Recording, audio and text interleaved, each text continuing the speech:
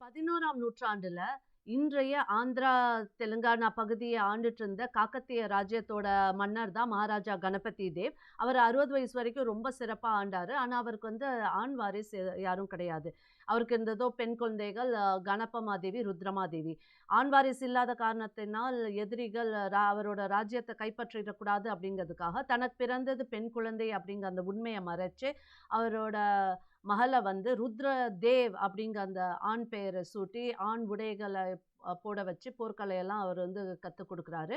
அவர் இறந்ததுக்கு அப்புறம், அ அது இளவரசர் கிடையாது, அ இளவரசி ருத்ரமாதேவி அப்படிங்கிற உண்மை மக்களுக்கு தெரிய வந்துச்சு. ஆனா ருத்ரமாதேவி ரொம்ப சிறப்பா ஆட்சிய தன் கையில் எடுத்து 36 வருடங்கள் எந்த எதிரியும் அவங்கள வீழ்த்த முடியாத அளவுக்கு வீர மகாராணியாக செயல்பட்டாங்க. ருத்ரமாதேவி.